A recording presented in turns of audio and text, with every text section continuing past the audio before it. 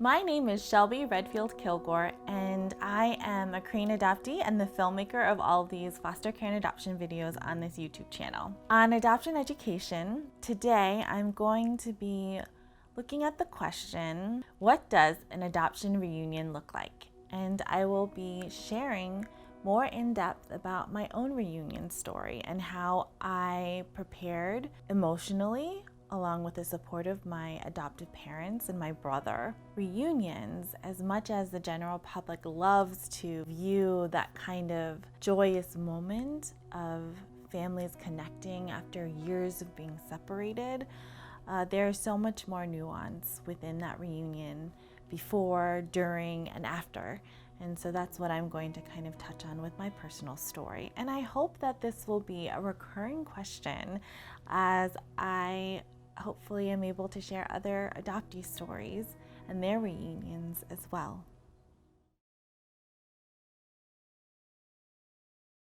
My adoptive parents always knew that they were going to take my brother and I to Korea on a homeland tour.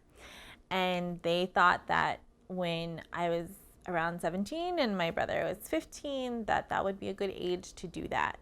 And so we actually prepared mentally to go on this kind of trip. We went to family counseling to prepare for the trip because my mom knew emotionally it was going to be difficult for us, possibly, or at least, a mixture of emotions, like excitement to go to our country of birth, emotional because of the adoption aspect of it.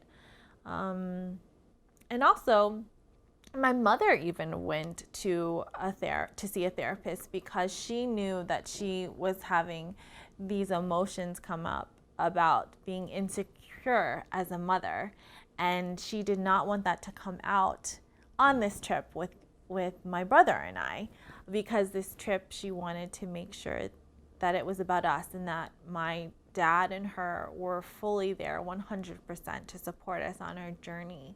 So I'm always so thankful that they provided that kind of support, the family counseling, that my mom had the intuition and the bravery to go to therapy on her own to process her own insecurities as a mother.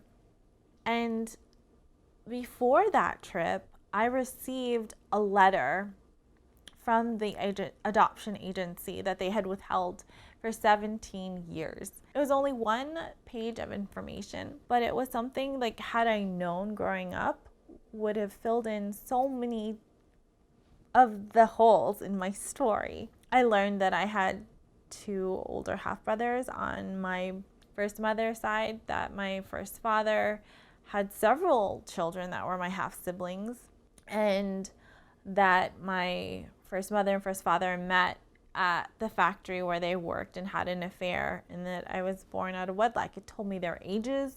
It told me how tall they were too. Both of my parents are very tall. My mom was like 5'8", my dad 6 foot or 6'1", and my brother was very tall, and I was only 5'4". And I remember wanting to just be as tall as them, and I would actually visualize and pray that my legs would grow longer when I was a kid. And had I known that both my first parents were like 5'6" and 5'4", I would have probably stopped trying to imagine that I was going to grow taller. Maybe, I don't know. Or I wouldn't have been so disappointed. And so it's like these just little pieces of information of my story I wish I had known growing up. And I was very angry that they had withheld that information. I don't know why they think that would have been better for me not to know. I also told my mother and father that I wanted to obviously meet my first mother, so if they could do a search for her.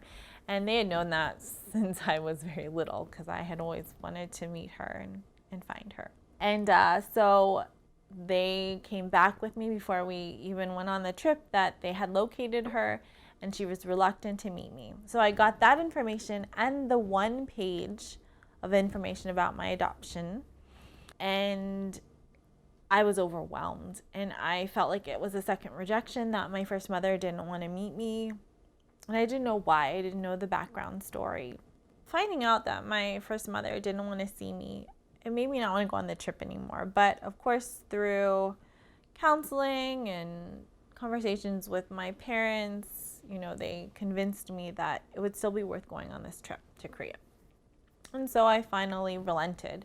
And on that trip, I told the people that were in charge of the tour that I still desperately wanted to meet her. So if they could please reach out to her and tell her that I was there and how much I wanted to meet her. And my first mother finally said yes. And so at the end of the trip, I got to meet her, and she brought her sister along for support. So I got to meet my first aunt.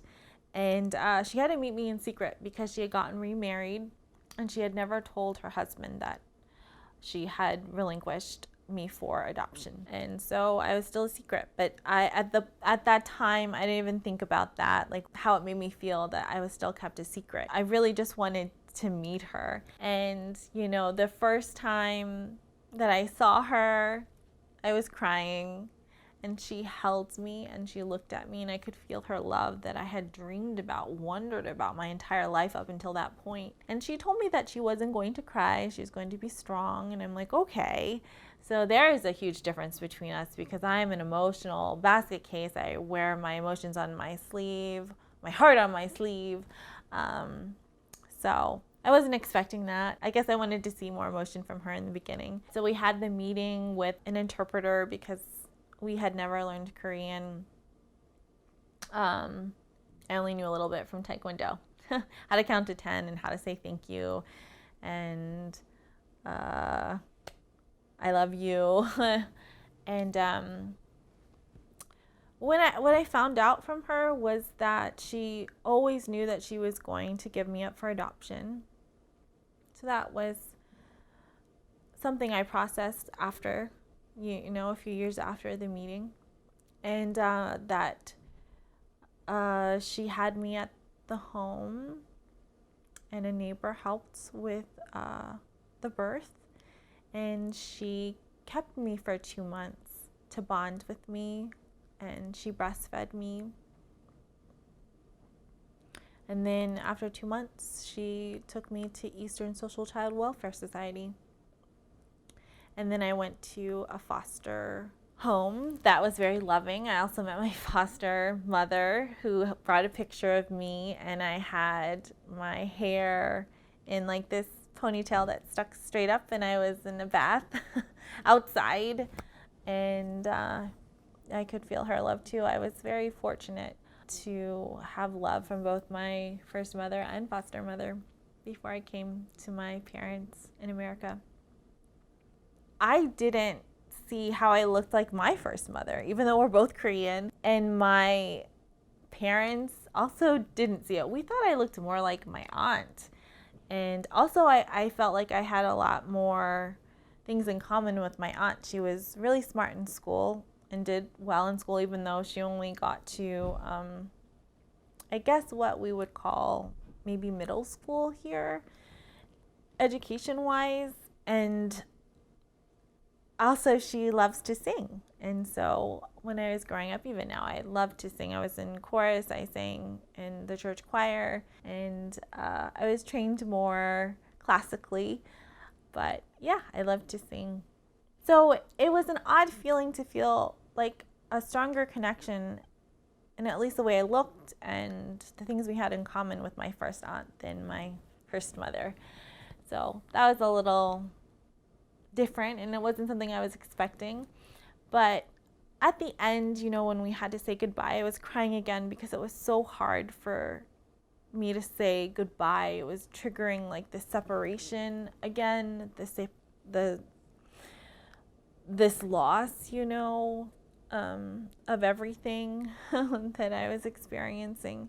And she finally did cry, my first mother, and then that made everyone else cry, my parents, my brother, the interpreter, and meant a lot that she cried. And every time I revisit this story and re-talk about this reunion, it's very emotional for me, because even as an adult 20 years later talking about this, it still brings up both painful, very painful memories and feelings, but also much beauty and much joy. Saying goodbye was so difficult. And then the few years processing it really kind of made me look at adoption differently. I felt anger towards my birth country, towards my first mother, because it just made me feel like she chose a life where she could get married again over trying to fight to keep me. And of course it hurt to know that she kept 2 kids over me, even though they were my half brothers, and they were born with the husband she was married to at the time.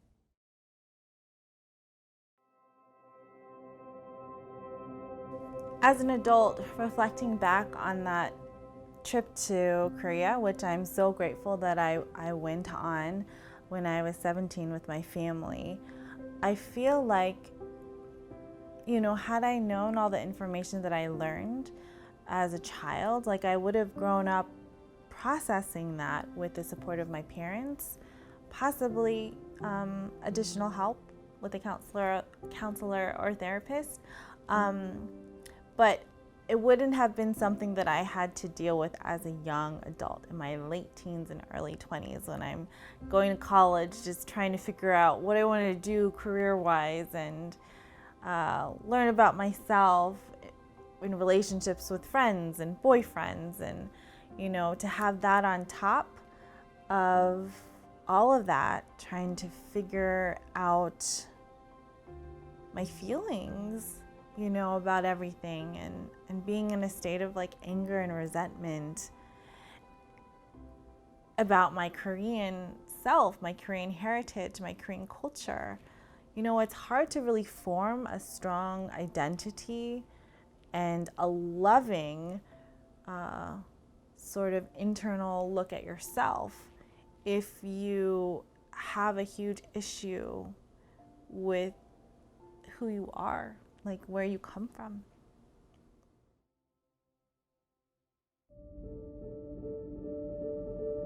During the meeting, she told me that she thought of me every day, and that she named me. The name that I have on my adoption papers, she confirmed that she named me Yoonmi, which means beautiful truth or shining light.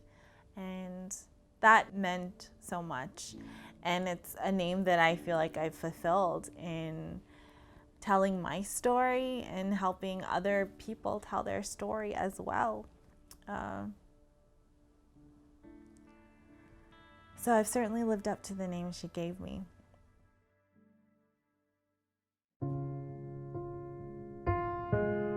I will say I filmed this twice because it was very difficult for me.